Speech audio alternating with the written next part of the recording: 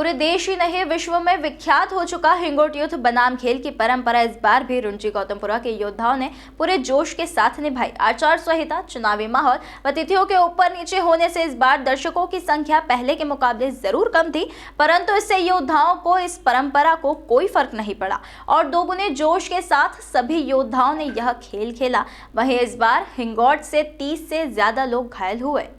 दुनिया अब आधुनिक परिवेश में ढल चुकी है, लेकिन फिर भी अपनी संस्कृति व परंपरा के बीच जीने का मजा ही कुछ और है। गौतमपुरा वासी भी अपने आधुनिक परिवेश में जीते हैं, लेकिन अपनी संस्कृति व परंपरा के बीच जीने में कोई परहेज नहीं करते और उसे जिंदा रखने के लिए कोई कसर नहीं छोड़ते। और इसी परंपरा की कड़ी में इस गौतमपुरा की पहचान बन चुका हिंगोट युद्ध में उत्साह, उल्लास, ससंस्कृति, धार्मिक आयोजन के बीच भाईचारे एवं प्रेम व एकता का अद्भुत समागम देखा जाता है। इस परंपरा को निभाने के लिए योद्धा 1 महीने पहले से हिंगोट बनाने का कार्य प्रारंभ कर देते हैं।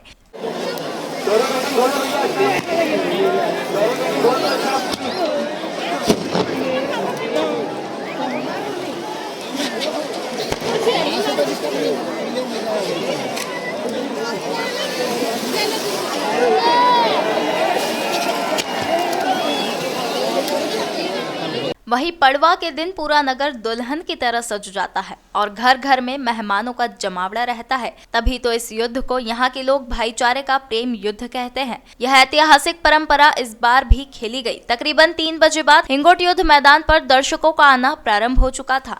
4 बजे तक कलगी व तुर्रा दल के योद्धा अपने घरों से ढोल डमाकों व जोश के साथ हिंगोट के लिए निकल गए और मैदान के पास देवनारायण मंदिर में दर्शन के पश्चात भाईचारे के साथ मैदान में अपने अपने दल के साथ आमने सामने खड़े हो गए।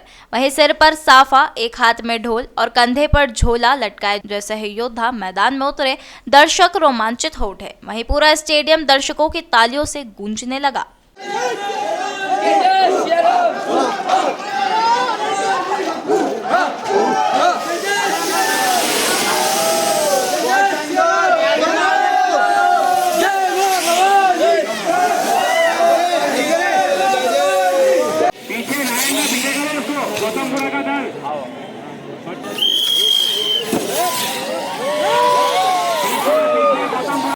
वहीं सूर्यास्त का समय नजदीक हुआ और शाम के 5 बजे तुर्रा व कलगी दल के प्रमुख ने गले मिलकर आसमान में एक साथ हिंगोट छोड़े।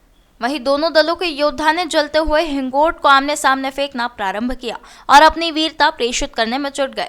जैसे जैसे समय बीतता गया वैसे वैसे इस युद्ध के खेल का रोमांच अपने चरम पर चढ़ता गया। असली मंजर तब देखने के लिए मिलता है जब योद्धा का हिंगोट सामने वाले दल के योद्धा के तरकश में घुस जाता है।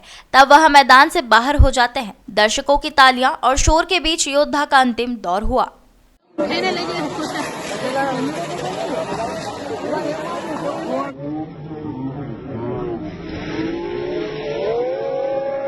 वहीं इस युद्ध का रोमांच और शबाब पर चढ़ गया और आसमान में हिंगोट के चिंगारियां जलते तीरों के समान दिखाई देने लगी। तकरीबन 2 घंटे तक यह जोशीला रोमांचित खेल चलता रहा।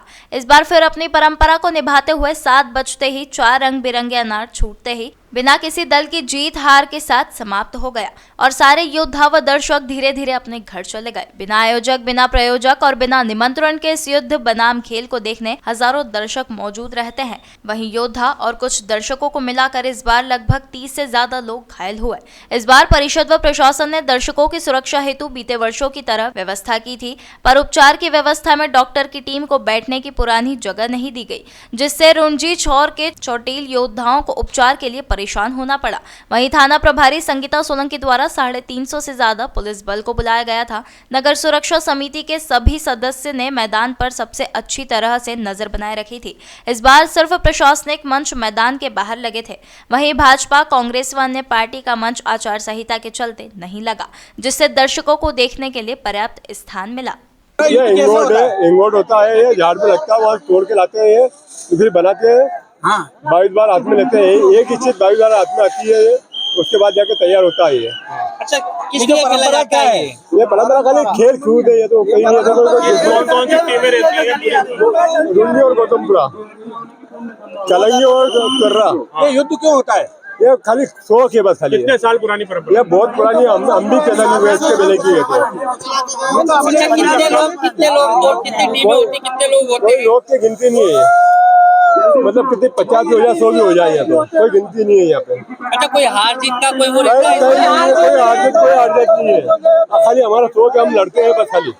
ये हमारे पिताजी के इनके पहले से बहुत पुरानी परंपरा ही है, तुरा और कलंगी के हिसाब से चली आ रही है और इसको निभा रहे हैं रुंजे गौतमपुरा के हिसाब से। क्या कारण रहता है कि ऐसा ही है, भाईचारे के हिसाब से ऐसा कुछ भी नहीं है, पर अब खेलते हैं यहाँ ऐसा जोश है कि थोड़े बहुत दारू पानी पी के। आप कब से खेलते हैं? जन्म लिया जब से खेल रहा हूँ और यही प्रशासन का नहीं सब काम भी करता हूँ, दोनों पार्टी को देखता हूँ। अरे 15 दिन पहले होती है, 1 महीना पहले। ये एक झाड़ है, उसमें तोड़ के लाते हैं इसको, फिर इसको छिलते हैं, फिर इसमें से जो मटेरियल है वो निकालते हैं, उसके बाद इसका बारूद बना के फिर इसको बनाते हैं। आज अलग ही वेशभूषा में आप ये हमारी परंपरा है। ये ढाल जो है ये हमारे परदादा के भी मालूम कब का है, ये इसको नई नई डिजाइन में हर साल बनाते हैं हम।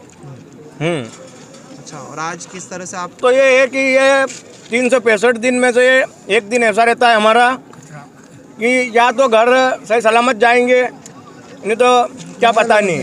घायल होते जाएंगे। क्या कारण है? अरे ये तो हमें भी नहीं पता है, बाकी जो परंपरा जो चली आ रही है उसका हम पालन कर रहे हैं अभी भी। मेरी बात बताइए, ये परंपरा पुरखों के जमाने की चल रही है, ठीक है। इस परंपरा को जो निभाना है, इस गांव का एक सम्मान है। क्या है? सम्मान। ये सम्मान अभी तक चलता जा रहा है और चलता रहेगा। ये हिंगोट ये क्या होता है, कैसे बनता है? ये हिंगोट सर, ये झाड़ पे एक होता है, कैरी सरी का होता है, उसके अंदर ये 25 बार हाथ में आता है। इसको इतना बड़ा रहता है, छोटा छोटा कर करके इतना सा करना पड़ता है। इसके बाद गोदा निकालने के बाद फिर बारूद तैयार करी जाती है।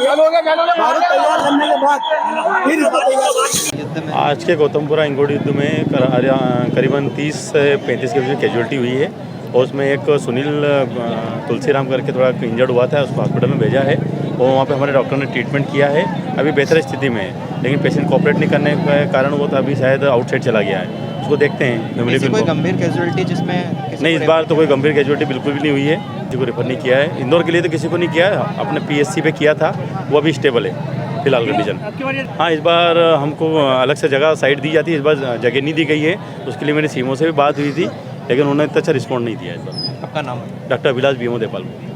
गौतमपुरा से समय हिंदुस्तान 24 के लिए अंकित जैन की रिपोर्ट।